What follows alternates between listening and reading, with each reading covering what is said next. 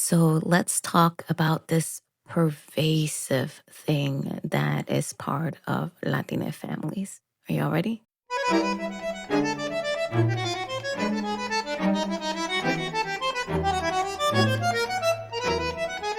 Growing up, I heard this phrase quite a lot, which is de eso no se habla. And I grew up with my grandmother. She was the one that raised my sister and I, and she was born in 1922, if I remember correctly. So she comes from that generation that took great pride in the family unit and the family name. And whenever my sister and I would point out at something that we felt was wrong, she would say, de eso no se habla. Keep that to yourself. We don't talk about that. Mind your business. This is adult business. You should mind your childish things. And when you grow up hearing that, it does certain things to you. And this is something that I've come to understand once I left the family unit and then began to work on myself and see how certain things from my childhood was manifesting into my adult life and really creating chaos there. And I went back a lot on this phrase because I realized that what it did was that it innately censored me, silenced me, and left me open to harm. Let me explain, because it's insidious, this phrase. And I show that in the Ordinary Bruja, because it's something that it wasn't just in my family, but from what I hear with other Latina family members and other Latina families that are not my own, is that they also went through something similar. They also heard that phrase, de eso no se habla, we don't talk about that.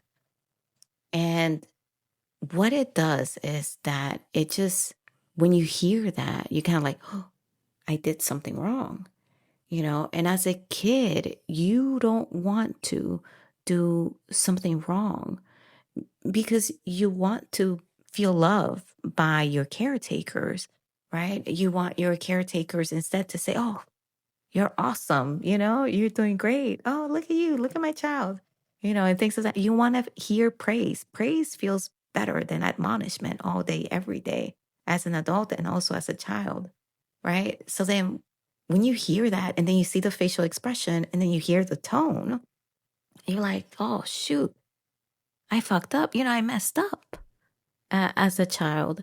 And then you want to rectify that. And then when it happens again and again and again, then it teaches you this lesson that you shouldn't have been taught. And that is to stay quiet, to be silent when you hear or you see certain things. And we all have that uncle or that family member that is racist, anti-Black, right? That trespasses against kids and other people as well.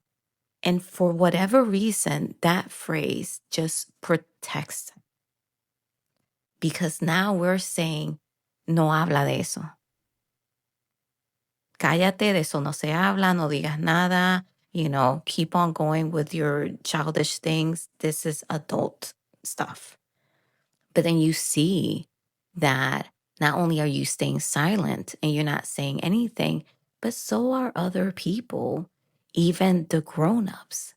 So it's almost like they create this barrier, in a sense, this wall of protection against this person, this bad actor in the family, to keep them protected. And then you really start wondering as a kid, like, why? Why am I in the wrong here and they are in the right? And that is like some weird stuff in your head when you come to that realization as a kid, right? Because once again, you don't want to be admonished. You want to be praised. And then you see that the person that is kind of being praised and protected is the one that you know for a fact is doing something wrong. And you're trying to call them out on it, but you're the one that is wrong. And that is like weird. So weird. So I'm thinking about it and I'm like, oh my God, because it's like it was the craziest, it's like upside down world, when it was happening. But then as a kid, right, you just go back to playing. You push it out of your mind because it's just there's other things. Your attention goes somewhere else, and you don't come to that until you see that person again. So it's kind of like you go back and forth like that. And if you don't see that person for a long time, then it's kind of like it just stays out of your mind until you see them again or you think about them again. But what that does is that it disrupts, it chips away at the kid's intuition. And I think like kids have these great instincts. They're born with it. And it's almost like that phrase just like chisels away at it, ch- ch- ch- ch- ch- little by little. Because it's almost like, when cubs are out in the wild kind of thing, they already have like certain things that they can sense, like predators and things of that nature, right? Now, mind you, mom teaches that cub a lot of things, but they're born with certain instincts, for survival purposes. And I believe that as humans, we're kind of like in that way as well, where we have certain instincts that are innately ours when we were born, just so that way we can survive those first years. Because as human beings, we are very much just helpless, right? As babies, we rely a lot on our adults in order to survive childhood, essentially. And when a kid hears that, it chips away at those survival instincts that they have. And that's what I said, like it leaves you open because now when you're wondering that, I know for me, when I was wondering that, I was like, okay, well, if I'm the one in the wrong and they're the one in the right, then that means that, I mean, I don't need to make a big deal out of it, that this is okay. This is accepted behavior. And even if you don't say that out loud, you kind of internalize it. And then when it happens to you, you're kind of like, well, it's okay, right? I shouldn't make a big deal out of it. I was told not to make a big deal out of it. As a kid, I was told eso no se habla. So I must keep it quiet, you know? And then silence then creates this like very toxic culture in the family. And it's like this elephant in the room, this known secret that everyone knows, but no one is talking about. And it's only saving that guy. That's all. Everybody else is uncomfortable except that guy. And it's the craziest shit. And I'm like, what the fuck? you know? But it is like that because the entire family has become one, even one with this person, with this bad actor. And that means that if anything happens to this bad actor, it's like it's happening to them. So enter Salvador Espinal from the Ordinary Bruja. He is that family member. He is that bad actor that has been allowed to work in silence, essentially, because de eso no se habla. And I have a passage in there where Doña Elvira like says it just like that because Marisol is like, but why? Why did he do all of this? And she was like, de eso no se hablaba. We didn't talk about that. And it was wrong then and it is wrong now. And she tells Marisol, like, don't judge the present. Don't judge the past, right? With a present perception. But then she acknowledges, that that was so wrong. And it was like that. The reason why I put that there, because that's how I felt during my childhood. I'm like, why is this going on? Like, am I the drama? Am I the crazy one here? And that's what happens when that phrase is just communicated, is propagated in the family unit. And there's no nuance in that phrase. It's just given to you. And it's meant to quiet you and to take away the discomfort. But what it does is that it hides it. It doesn't take it away, it hides it because the tension lingers. It's there, but it's easier not to acknowledge it. It's easy to not say anything because then you don't have to go through the whole uncomfortable conversation and potentially feel like you've incriminated yourself because you have also kept silent. This is what I talk about when I say I write from the seat of truth, because you see this as well in the Ordinary Bruja. This silence that has been passed down from generations to generation. Marisol just happens to be the last cerradora, the last recipient of that silence that has become their inheritance, where they don't say anything. So that silence breeds toxic assimilation. Marisol tries so hard to be someone that she's not, just so that way she can be accepted, because she has already accepted that being her is wrong.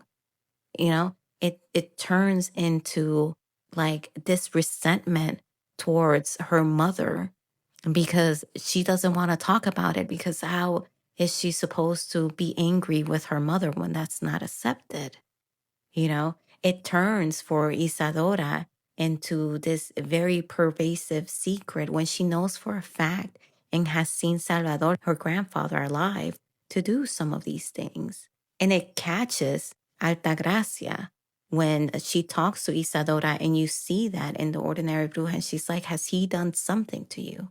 And Isadora is like, well, no, but we all know he's bad, you know? And I took that from my childhood because I'm like, everybody knew, you know, like everybody knew.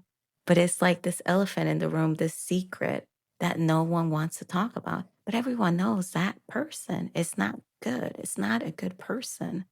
You see certain things, you hear certain things, and you know, so even when my instinct was kind of chipped away, I kind of like held on to that. I just kept it to myself, but innately, like I knew that person was not good, you know, and I wrote out a line from Isadora when she was little talking to her mom, Altagracia, saying that, well, I didn't cry when he died. And that's exactly what happened to me. Like I shed no tears. I didn't have any. I was like, why? Why should I cry for someone that has harmed? You know, I I didn't get it then. I don't get it now. And I still have no tears. We do ourselves an injustice by using that phrase in Latina households, and perhaps as in other households as well, because we end up covering for that person as opposed to shielding the innocent. And then we make that person comfortable while making the rest of the family uncomfortable. And what we can be doing instead is pointing the finger at that person and shaming them. You know, you're the racist, you're the harmful, you're the anti-Black individual in the family, like causing all this chaos. It's you, and you need to stop, or you getting out. And it should be like that easy rip. But because we have tied ourselves, kind of like those roots, the book, The Ordinary Bruja, we have tied ourselves into knots with this person. And that's a beautiful thing in a family unit when you're interconnected like that. But you gotta be able to machete out that rot. Because if not, it's gonna infest the other roots. Read that on The Ordinary Bruja.